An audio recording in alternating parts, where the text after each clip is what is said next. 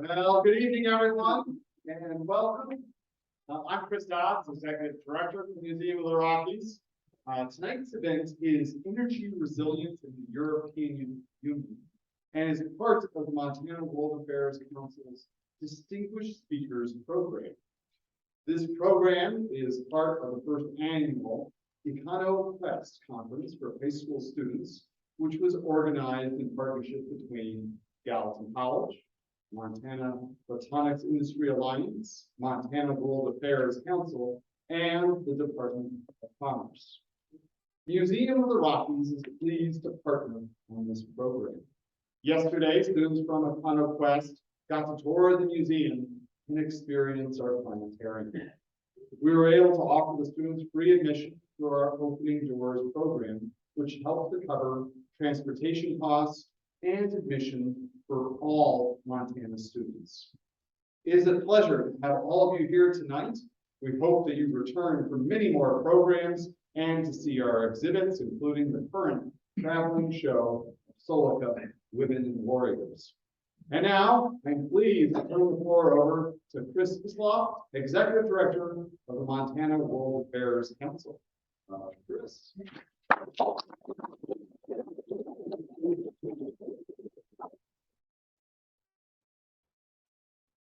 Greetings, everybody. I'm Chris Isloff from the Montana World Affairs Council. First, thanks to all of you for joining us tonight. I really appreciate it. Before I introduce our very distinguished guest tonight, I'd like to just say a couple words, if I could, quickly. First is to thank some very important people. Chris Dodds and his staff here at the Museum of the Rockies is a longtime program partner for us. We come here and we have these incredible programs in this beautiful space. So we thank you all, number one. Number two, we have some generous sponsors for our distinguished speaker program, and that's the Dennis and Phyllis Washington Foundation, Allegiance, and Stockman Bank. In addition to those good people, as Chris mentioned, and as you can see up here, I want to tell you what we're doing in Bozeman. Why have we come here once again to your fair city, together with our distinguished speakers? For the last 2 days, Chris mentioned that we've been doing a program that we call the EconoQuest. That's our first program. It's a free international economics literacy program for students all across Montana. So for the last 2 days here in Bozeman, we've had over 100 high school students come and join a series of talks by distinguished speakers. It culminated with a competition on international economics. Schools all the way from Missoula joined here in order to take part in these programs, because that's what we do. We engage young people and young minds in the world and what is going on out there, but not just what is happening, but why that matters and how that affects young people all around this state.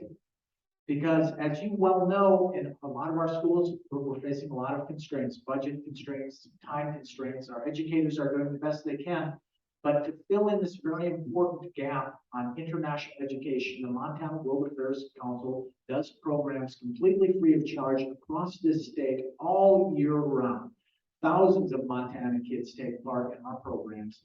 And in doing so, we like to think they learn not just about what is going on, but why does that matter to them, their families, their schools, and their communities? Now, for those of you out in the audience, like me, who remember a time before the internet and can remember a rotary telephone, if you remember those things, the way we grew up is not the way people are growing up now. It's not we certainly were not involved in the same kind of world where young people are in a kind of culture of immediacy, I think as Vonnegut put it, and that information is at their fingertips. That little thing in everybody's pocket right now is in all of our high school kids' pockets. Our smartphones tell us exactly what's going on, but it can't often tell us, why does that matter to us? So what? If there's a war going on halfway around this world, why does that matter to me? How does that affect my community? And that's what we're trying to do in programs like this with our community members all around the state and with our education programs. So that's just a little bit about who we are, what we do, and what brought us to Bozeman this time. But we come every few months and we like to do community programs like tonight with our distinguished speaker program. I do want to just also pass on some apologies from the Consul General of Ukraine, Dmytro Kushnerov, was not able to come tonight. And, rather short notice, and understandably, he couldn't join us. He very much wanted to be here tonight. We have issued him an open invitation to return, and should he return, rest assured we will come to Bozeman. Tonight, I will introduce our distinguished speakers, and then we're going to have very ample time for question and answer. And so after our Consuls General give their remarks, I'll come back up and give you a little bit of the ground rules of how that works out. But you might want to think now about what kind of questions you might like to ask our distinguished speakers. So let me introduce now our distinguished speakers.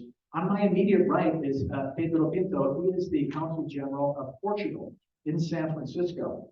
He previously served in the mission of Portugal to the United Nations in New York and the permanent representation of Portugal to the European Union in Brussels. While in the Ministry of Foreign Affairs, he was Chief of Staff for the Secretary of State for Foreign Affairs, advisor to four ministers for Foreign Affairs, and head of unit for United Nations issues. To Mr. Pinto's right is Anne Haney, and since November 2019, Consul General Haney has been working as the Consul General for Estonia in San Francisco. Prior to becoming Consul General, she was the director of the Division of Development Cooperation and Humanitarian Aid, External Economic and Development Cooperation Department at the Ministry of Foreign Affairs in Estonia, and deputy head of the mission at the Embassy of Estonia in London.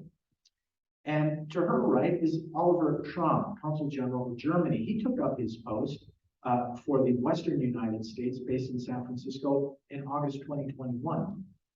Previously, he served as Minister for Economic and Global Affairs at the German Embassy in London and the Federal Ministry of Foreign Affairs in Berlin as the head of division for German schools abroad and international sports cooperation. And finally is Consul General Daniel de Cruz. He is the Consul General of Luxembourg and Executive Director at Luxembourg Trade and Investment Office, San Francisco. Prior to serving in San Francisco, Mr. de Cruz was the Director General for Foreign Trade and Investment Promotion in Luxembourg. He also served as the Deputy Permanent Representative of Luxembourg to the United Nations in Geneva. So would you join me in welcoming our distinguished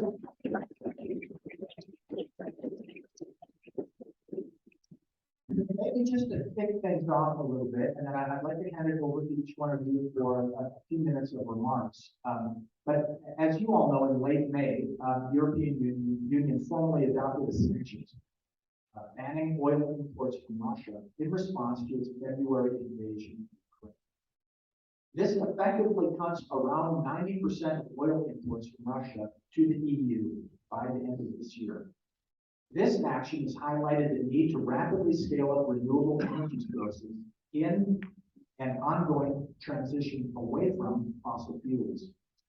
So what I'd like to ask our distinguished guests is maybe a few short remarks regarding your country's policy, and it's a bit of a meshing together both of energy policy and the situation in Ukraine and how it relates to energy and the transition to renewables in the EU.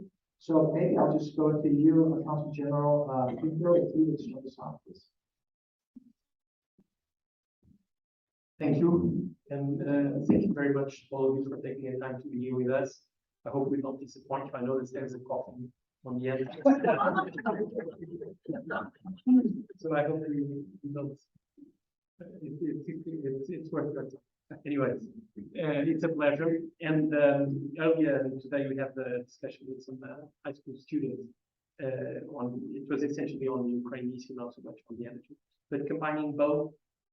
And here, but picking up on the approach of the European Union and maybe getting a bit of historical background, the European Union, which might be something a bit odd to an American, being an institution or a construction of 27 states, independent countries, but it started with a major crisis, the major crisis of all time, World War II, and it developed essentially crisis by crisis.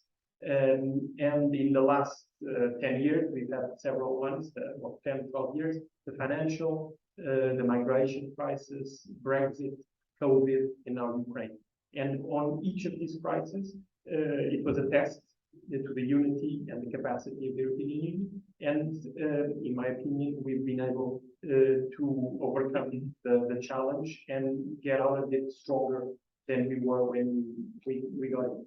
Now, on Ukraine, I speak on behalf of Portugal, obviously, but my perspective also of the European Union, the position has been very clear from the first moment, and my country's position and its part, its share on the European Union position is based, first of all, on a matter of principle, because we work on the basis of international law and a system of the primacy of the United Nations, and therefore there are certain rules that should be followed.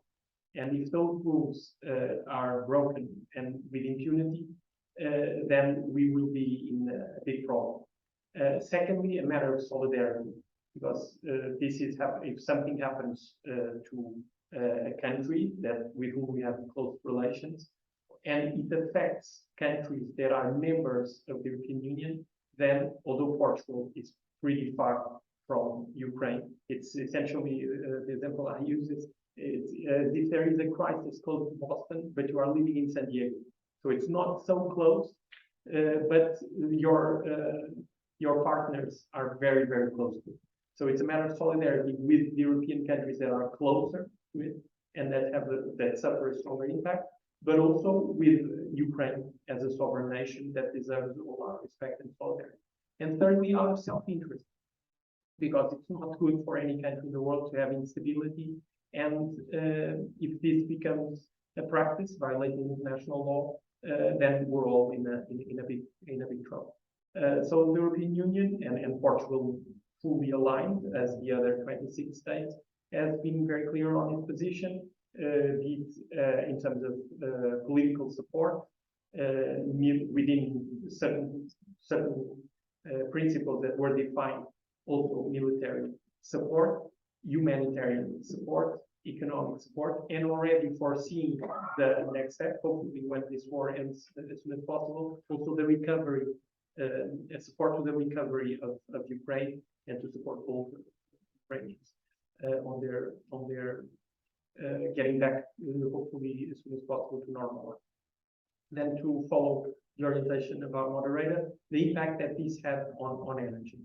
Again, on a national perspective, Portugal does not depend on Russian oil or gas. So we are in a relatively comfortable situation. Indirectly, we end up being affected because of the volatility of markets and so on. But because since 2000, at least, we've been very much focused on lowering our dependence on fossil fuels and very much focusing on renewables. I must say that on this particular angle, we have not been very effective. Portugal nowadays produces 60% of its electricity on renewables. Within 7 years, we should be at 80%, and way before 2050, we'll be at 100% or very close to it. And we've done so because we believe it's the right thing to do, because we have a challenge which touches all and knows no borders, which is climate change. And secondly, because we believe it's good business. In the long run, it can be costly, and it is costly. We pay the most expensive electricity in Europe and one of the most expensive electricities in the world. But we see this as a step which is now costly, but that will compensate in the future. Last year, we turned off our small last coal factory. We have coal, but we do not use it. We more and more focus on renewables. We have conditions that are favorable. We have 300 days of sunshine per year, but also wind, hydro, even wave energy, now green hydrogen as well. Getting back from the passing again from the national perspective to the European, especially after COVID, and there was a very intense negotiation on a recovery package, similar to the package that the US here had. And the idea is not so much building back, but building better and building greener. Again, not just because it's the right thing to do, but because it is good business. And in the long run, whoever gets there first, and with the electrification of everything, there is a tendency we have, and with the need for sustainable growth, it's we believe very much it's a proper thing to do, to focus on, to invest on renewables, because in the long run, that will certainly compensate.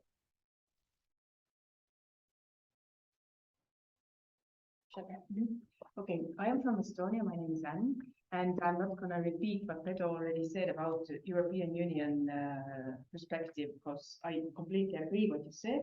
I will only add that Estonia is one of the newest members of the European Union. We joined in 2004, and as Pedro said, European Union has become stronger and stronger through crisis. We have also become stronger and stronger through crisis, including the crisis we have had with our big neighbor, Russia, even before we joined the European Union.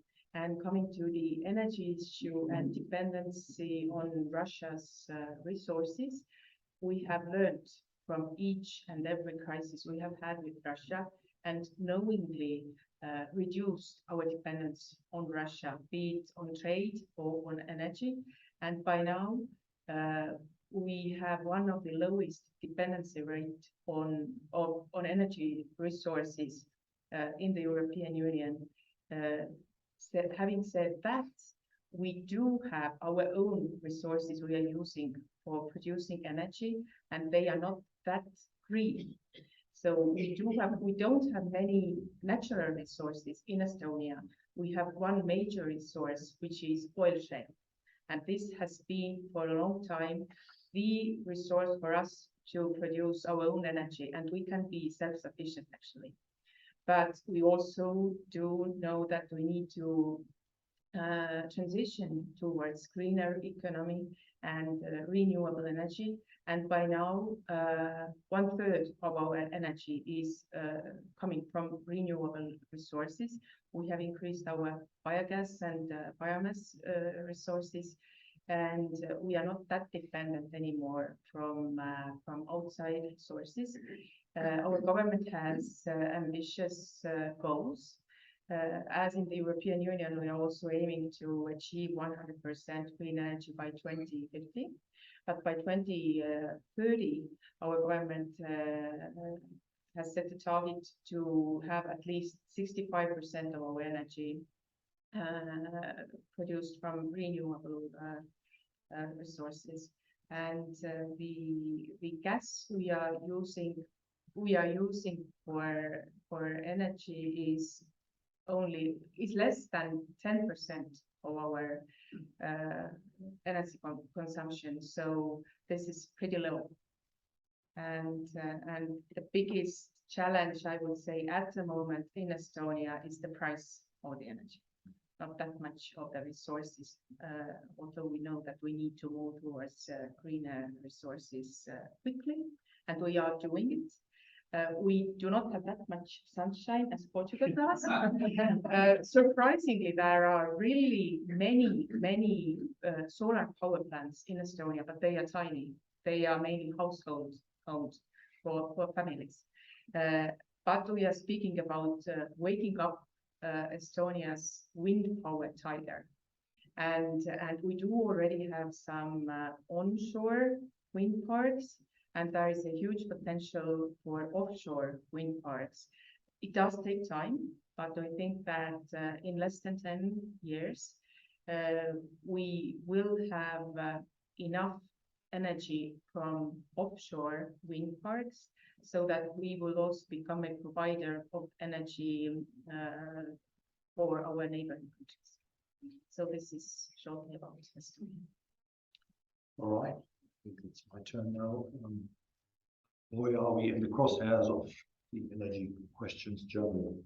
much, much more than others, I think. But maybe just a first word of thank you to you, Montanans, to our audience for coming out today for a wonderful program we've had so far, organized by the World Press Council, and mostly a word of appreciation and admiration for the youngsters. And as we saw today, many of them engage in thinking about how to engage with the EU in this EconoQuest competition. And I think the most important part wasn't really to come up with a winning idea or an immediately working idea on how to come up with a business model, but it was rather to think about the strengths that and the offer that Montana has in terms of raw materials, in terms of energy, in terms of bright ideas, photonics,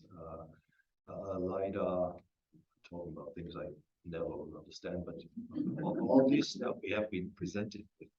And I think that's wonderful how through these competitions and these initiatives, the youngsters really get to think about what have we to offer, what could be marketable, how do we depend on each other, how much are we part of a global supply chain, how much do rules and regulation come into play, be it fly fish gear or split boarding devices or huckleberries to the single market. So that was really remarkable, and I think that was an eye opener, I think, for the young ones, but for us as well, to learn more about how interdependent we really have become, which I see as a positive thing. That awareness is growing on both sides of the Atlantic, in between U.S. states. So we come from California. When we speak about climate change, that is something very tangible over there in California, less so in Montana. But believe me, I spoke to Governor Newsom 2 weeks ago, and he said California was like 15 minutes away from a blackout, a power outage. Because of the heat dome, they suffer from the water reservoirs empty. On Monday, we visited Bridger Aerospace. There's a lot of connection now, unfortunately, because of the wildfires raging in Europe, in Southern Europe, which unfortunately has already known some of these events, but also Germany this year was afflicted with a big fire.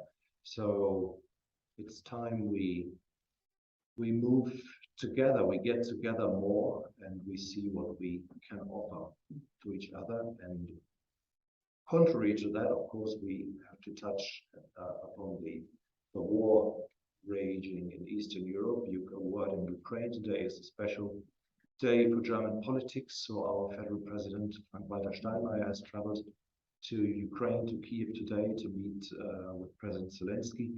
You might know that Frank-Walter Steinmeier has served twice as a foreign minister in cabinets of Chancellor Angela Merkel. And of course, that was a different political era in time, also when it comes to our politics vis-a-vis Russia, energy politics.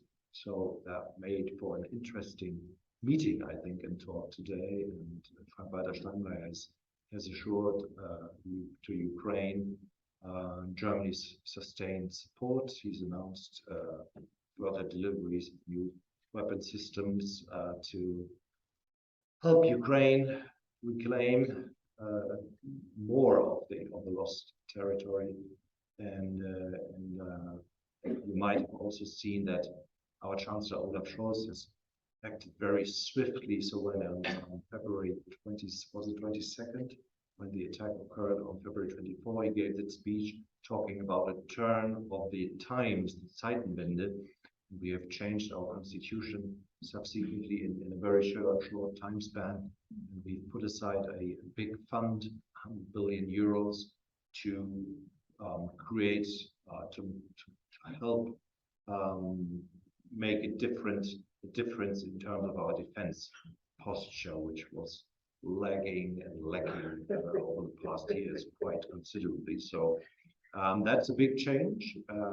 Never forget, we're coming out, all of us, this big COVID pandemic, and there was already a lot of money set aside and new credit raised to get our economies and our industries going again, building back better, hopefully. So that is something that comes on top of it, and of course the war is and the energy crisis that is connected with it is putting more strain than the still relatively new German government could have asked for when they took over in December of last year.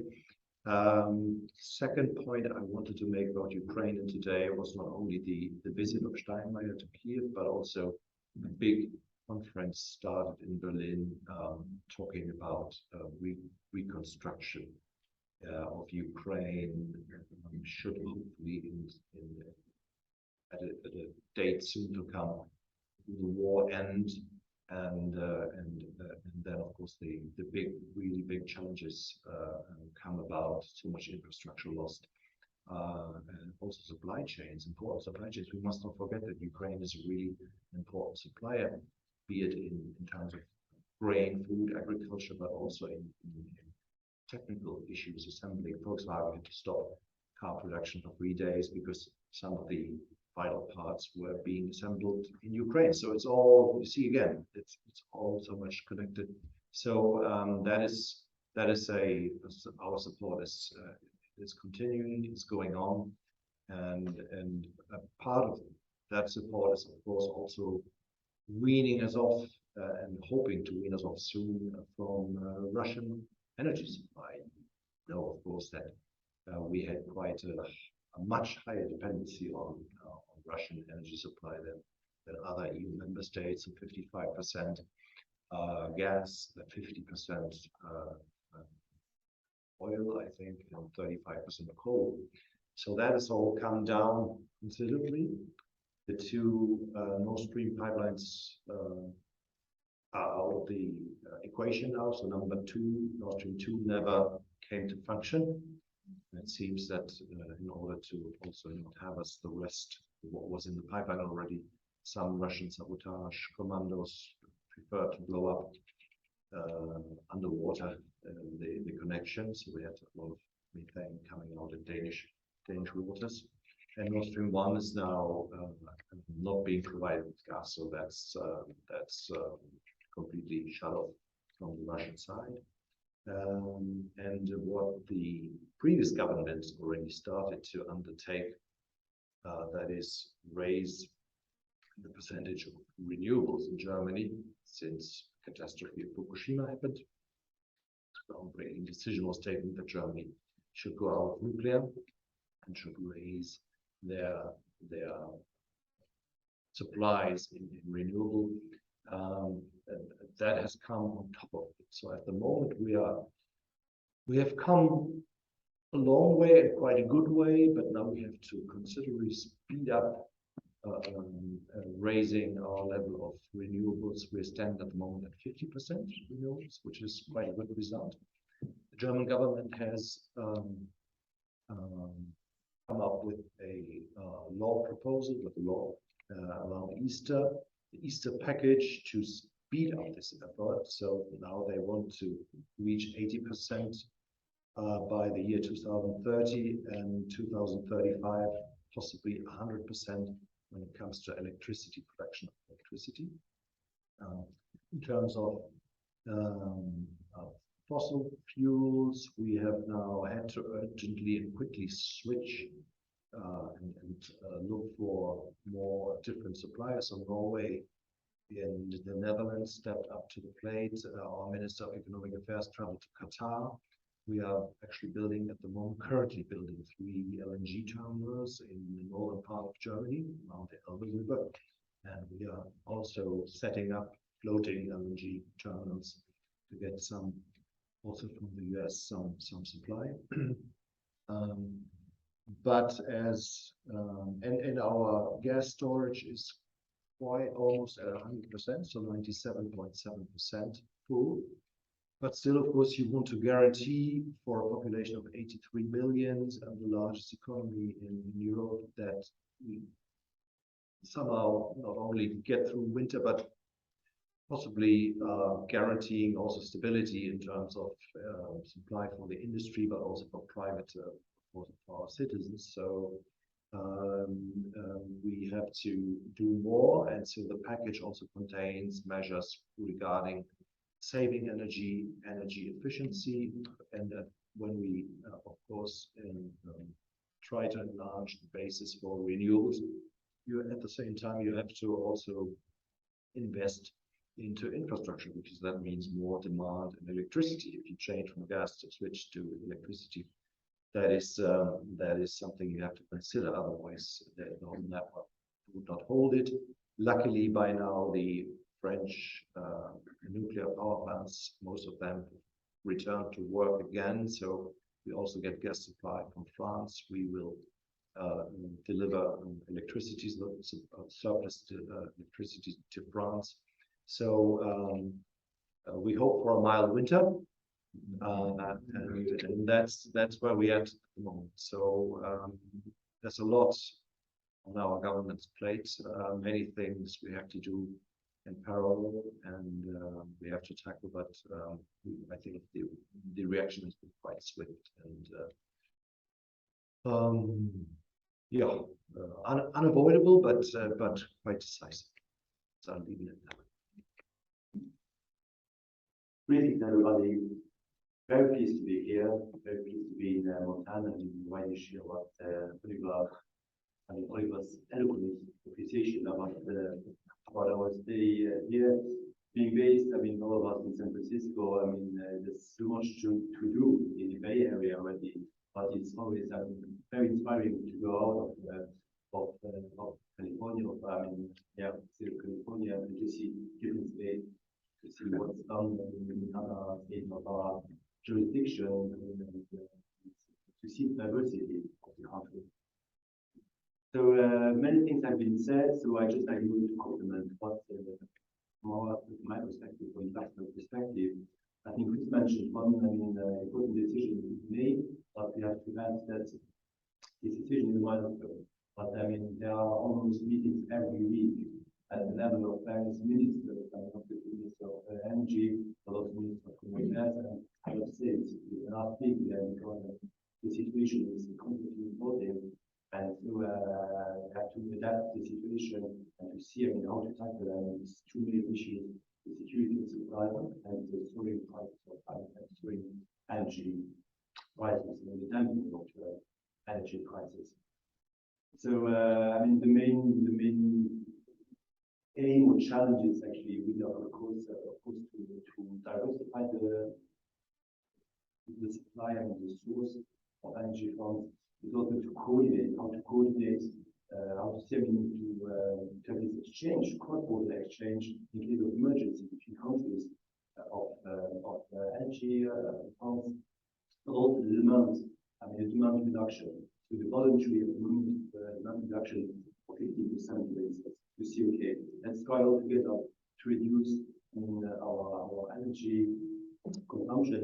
For Luxembourg, it was successfully done in August. Obviously, it's easy to do it in August, but then to reduce it compared to August last year, 37%, in September, 26%. So we're trying really to go on this path.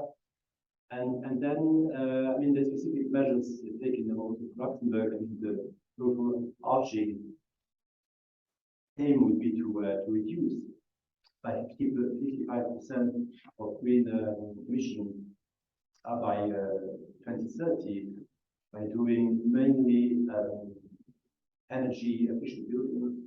The government is working very much on this point, and then to see how can we invest in the green finance. Maybe you know that Luxembourg is a big financial sector. It's 1/3 of our GDP comes from the financial sector, and so I'm talking about green finance.